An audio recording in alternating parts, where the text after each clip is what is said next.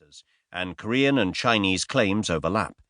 Between the two Koreas, the 38th parallel originally formed the boundary as set by Soviet and US occupation forces in 1945. Now there is a demilitarized zone, DMZ, established by the July 27, 1953 Korean armistice that marked the end of the Korean War, 1950-53. This zone, 2.5 miles wide, stretches some 151 miles on land and another 37 miles through the Han River estuary right across the peninsula. Despite the area's official title, both sides brought weapons into their respective sectors from the very start of the armistice, and the DMZ, ironically, has been one of the most fortified regions in the world. For years it was virtually impassable. Prisoner of war exchanges took place in 1953. From 1971 to 73, there were north-south delegations that crossed, but it was not until after 2000 that such crossings became frequent. For a brief period, there were tourists' visits from south to north. The improved relationship since the beginning of 2018 may lead to their resumption. One positive side effect of the DMZ is that much wildlife finds a peaceful sanctuary there, despite the occasional loss to a landmine or weapons tripwire. Some 1,600 plant and animal species have been identified as living in the DMZ, including the rare white crane. There have even been suggestions of turning it into a peace park. Geography.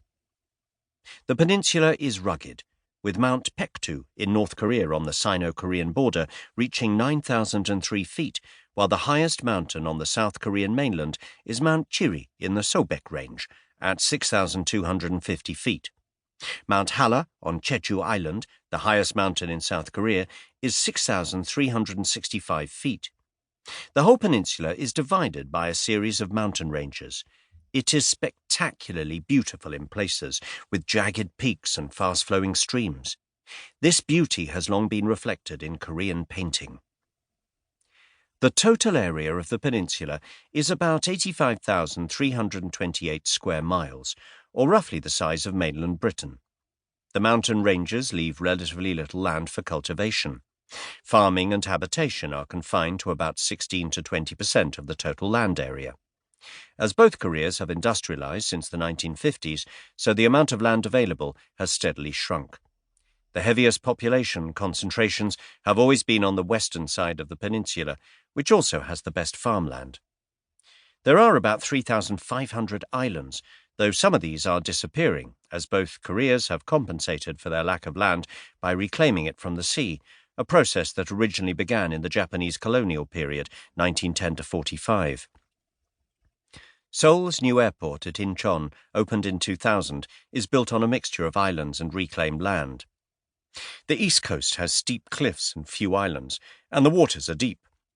Far out to sea is Alangdo, a popular tourist destination, famous for squid fishing. Even further to the east is a small crop of rocks known as Tokto in Korean and Takeshima in Japanese, whose ownership is disputed between both Koreas and Japan.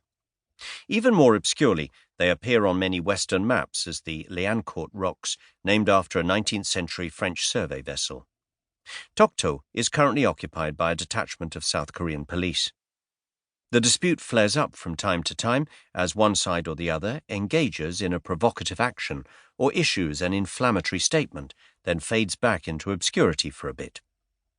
On the western side, the sea is shallow, with numerous islands and high tidal variations. This produces good fishing, which leads to clashes between vessels from the two Koreas and from China.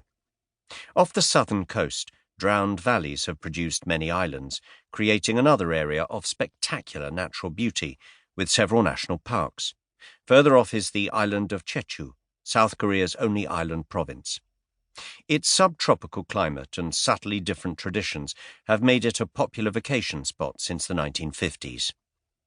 Before Koreans had the opportunity to go overseas on such occasions, it was the main honeymoon destination.